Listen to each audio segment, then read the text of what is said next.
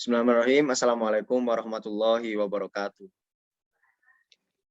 Yang saya hormati Ibu Dr. Rositawati Indrawati selaku dosen pengampu mata kuliah epidemiologi, dan yang saya hormati dan yang saya sayangi teman-teman anggota kelompok 3 matkul epidemiologi.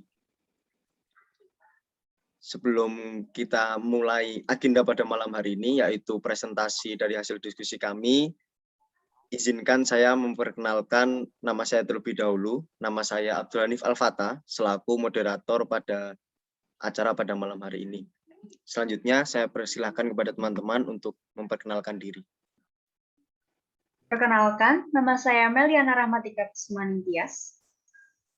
Saya Yogi Aditya Pramanda. Kenalkan, nama saya Susilawati. Saya Muhammad Bayu Ardi. Saya Arik Setiawan. Perkenalkan, saya Muhammad Adam Pratama. Saya Nita Saputri. Saya Ivang Putra Pratama. Perkenalkan, nama saya Muhammad Alfanurdin. Perkenalkan, nama saya Dimas Teguh Prastyo. Dan anggota terakhir kami yaitu Muhammad Maulana Sadid yang pada malam hari ini belum bisa bergabung dalam agenda presentasi hasil diskusi. Mungkin bisa di next PPT-nya. Jadi dalam tugas terstruktur epidemiologi peternakan, di sini kami dari kelompok 3 mengambil judul diskusi skenario penyelidikan penyebab penurunan produksi telur pada ayam galur novogen oleh PT EGI. Ini selanjutnya saya persilahkan kepada teman-teman untuk mempresentasikan dari hasil diskusi oleh kelompok 3. Monggo, saya persilahkan. Ya, yang pertama, identifikasi kasus.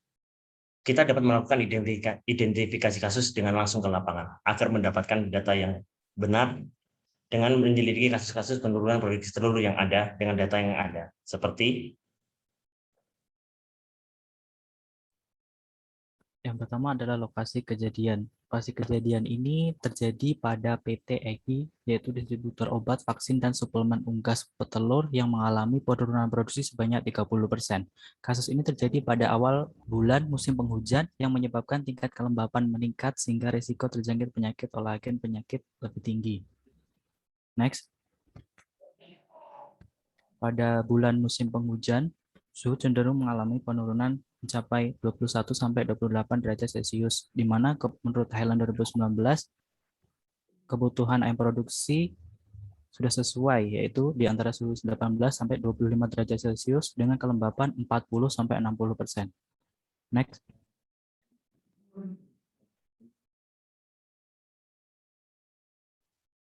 Data-data yang diperlukan pada identifikasi kasus yaitu mengambil beberapa sampel ayam yang akan diperlukan, yaitu ayam novogen berusia 6 bulan dan 7 bulan. Kedua, bagaimana manajemen pemeliharaan. Ketiga, bagaimana manajemen kesehatan seperti program vaksinasi dan pengobatan. Selanjutnya, pengambilan yaitu feses, mengamati keadaan lingkungan peternakan. Selanjutnya, dokumentasi keadaan kandang dan pengambilan sampel lain untuk pengujian.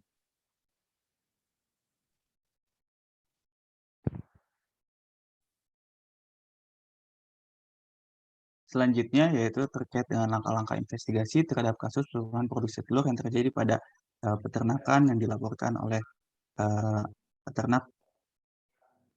Terdapat 7 langkah investigasi terhadap kasus ini. Yang pertama yakni kita melakukan verifikasi kejadian kasus penyakit di lapangan dan koleksi data lapang. Setelah informasi dari laporan kasus yang terjadi di lapangan, PT EGI segera melakukan tindak lanjut di lapangan dengan cara membentuk tim investigasi. Adapun anggota tim investigasi, bisa di next. Adapun anggota tim investigasi yang terdiri dari supervisor lapang, staf medis, dan para medis. Kemudian selain itu, investigasi dilakukan juga dengan melakukan kontak dengan dinas setempat untuk melakukan verifikasi pada kasus yang terjadi di lapangan. Selanjutnya yaitu tim menetapkan juga langkah-langkah investigasi selama beberapa hari ke depan dengan persetujuan pelapor. Langkah kedua yaitu dengan cara koleksi data lapang melalui wawancara seperti mencatat riwayat penyakit dengan cermat. Adapun data yang diperoleh berupa keterangan intip mengenai ternak mana saja yang mengalami kasus, apa yang sudah dilakukan, di mana saja kasus tersebut terjadi, ternak mana yang terjadi kasus, jenis ternaknya seperti apa, dan bangsa ternaknya seperti apa, kemudian kapan mulai terjadinya kasus, dan bagaimana kasus tersebut bisa terjadi, dan apakah ada riwayat penyakit sebelumnya atau ada faktor lain sehingga kasus tersebut bisa muncul. Selanjutnya yaitu dengan melakukan pengamatan klinis. Tim investigasi melakukan pengamatan klinis dan didapat bahwa pada peternakan tersebut hasil produksi telurnya itu terlihat lebih pucat, kemudian ukuran telur lebih kecil, putih telur encer, terdapat kerabat telur tipis dan mudah pecah.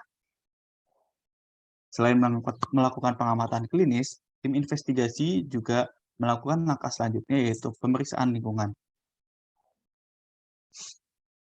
Dari pemeriksaan lingkungan yang didapat, tim investigasi mengamati bahwa kandang tersebut merupakan kandang tipe open house dengan kandang baterai dengan pada peternakan tersebut memiliki kandang baterai berukuran 60 x 30 x 40 cm dengan jumlah 4 ekor pada setiap kandangnya.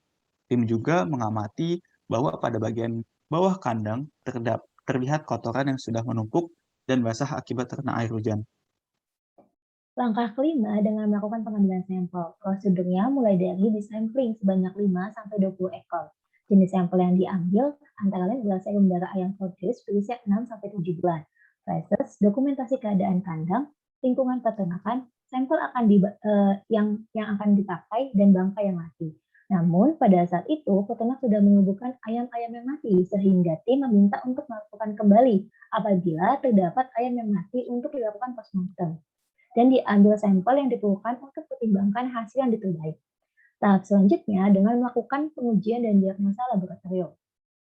Dilakukan uji laboratorium seperti antibiotik, bakteri, parasit, pemeriksaan anatomi, serta pengujian kadar protein pada pakan. Langkah yang terakhir atau yang ketujuh dengan menetapkan dan menguji hipotesis. Dari hasil pengamatan, sebagian besar tanda klinis yang terlihat oleh faktor infeksi yang terjadi. Juga pada hipotesis kerja ditentukan bahwa agen penyakit dan biotik yang lemah berkaitan dengan kasus penurunan produksi ayam petelur pada kandang peternak tersebut. Oleh karena itu, dilakukan analisis regulasi dan data yang di lapang untuk melihat kembali apakah faktor resiko yang berkaitan dengan agen penyakit dan manajemen berhubungan dengan kasus penyakit sehingga komersil yang telah ditentukan terjadi pada lapangan.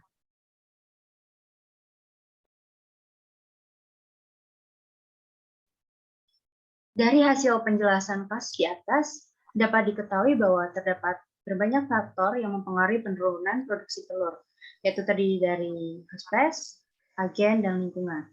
Salah satunya yaitu faktor hospes. Dari faktor hospes sendiri dipengaruhi oleh 3 hal, yaitu jenis kelamin, usia, serta strain. Jenis kelamin sendiri akan mempengaruhi dalam produksi telurnya, lalu usia yaitu pada usia 0-7 bulan akan mempengaruhi produksi ayam karena rentan terhadap penyakit, lalu strain yaitu memiliki kualitas yang baik. Jika ayam dengan memiliki kualitas yang baik, manajemen pemeliharaan yang baik, dan pemberian pakan baik, maka strain akan menjadi baik. Jika tidak, maka akan mempengaruhi penurunan produksi pada ayam tersebut. Bisa di next.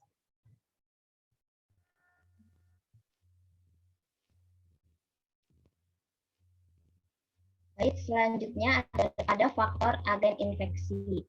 Pada umumnya penyakit ayam petelur yang menyebabkan menurunnya produksi adalah penyakit egg drop syndrome atau EDS. EDS sendiri disebabkan oleh adenovirus tipe 1, genus adenovirus, familia Adenoviridae. Virus EDS dapat ditularkan melalui udara yang tercemar, tempat telur yang tercemar, peralatan perkandangan yang terkontaminasi, dan dapat berasal dari ayam yang sakit dan ayam yang sehat sebagai pembawa atau karier.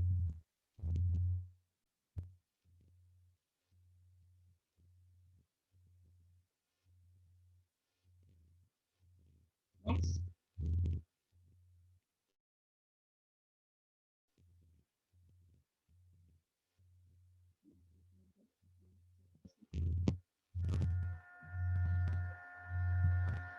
Ayam yang terserang penyakit EDS akan tampak sehat dan tidak memperlihatkan gejala sakit. Namun, terjadi penurunan produksi yang sangat drastis, disertai penurunan kualitas telur. Ciri-ciri kualitas telur yang menurun yaitu terabang telur berubah warna menjadi lebih pucat, menipis, atau bertekstur kasar, serta berubah bentuk mengecil, dan telur juga tidak berkerabang. Gejala lainnya yang nampak yaitu ayam terlihat sedikit lesu, nafsu makan menurun, sehingga daging berwarna pucat dan kadang disertai diare ringan.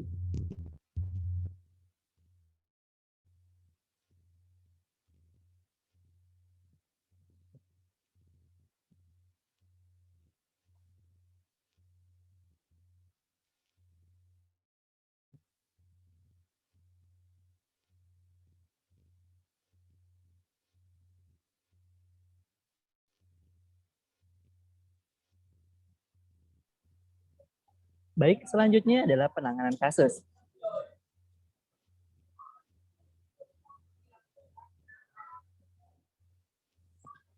Setelah ditemukan kemungkinan penyebab dari penurunan produksi telur yang mencapai 30%, yaitu kurangnya lama waktu penyinaran pada ayam novobrin yang menyebabkan adanya penurunan aktivitas seksual, yaitu produksi telur, serta adanya indikasi terdapatnya penyakit EDS atau egg drop syndrome yang menyebabkan penurunan produksi telur.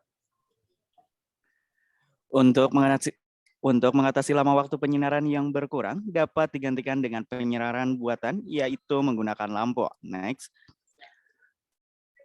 Hal ini juga dinyatakan oleh Abbas pada tahun 2017 bahwa penyinaran baik adalah penyinaran alami melalui sinar matahari maupun buatan dari sinar lampu yang dimana akan menstimulasi hipotalamus pada otak sehingga dapat mensekresikan hormon reproduksi. Akan tetapi peternak harus mengetahui lama waktu optimal penyinaran sehingga peternak mengetahui berupa lama waktu lampu dinyalakan agar tidak terjadi over cost production dikarenakan lampu memerlukan listrik. Penyebab penurunan produksi telur yang kedua adalah IDS atau egg drop syndrome yang disebabkan oleh adenovirus sehingga belum ada pengobatan yang dapat dilakukan untuk mengatasi IDS. Hal ini sesuai dengan pernyataan Sumaryani pada tahun 2019 bahwa IDS dapat menular melalui droplet dan feses ayam yang dimana belum ada pengobatan untuk penyakit yang disebabkan oleh virus tersebut. Pencegahan hanya bisa dilakukan dengan vaksinasi ayam sebelum masa bertelur yaitu pada saat ayam berumur 17 minggu. Akan tetapi, Poultry Indonesia pada tahun 2016 menyatakan bahwa penanganan IDS dapat menggunakan antibiotik untuk mencegah bakteri patogen penyebab infeksi yang semakin parah.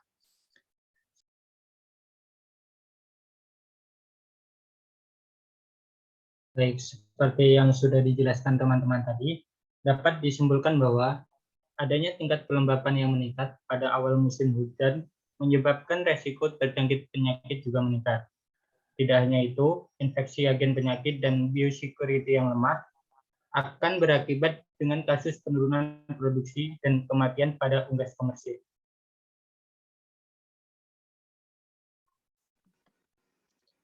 Oke, terima kasih ya kepada teman-teman dari kelompok 3 yang sudah mempresentasikan dari hasil diskusi tentang skenario penyelidikan penyebab penurunan produksi telur pada ayam galur novogen oleh PT EGI.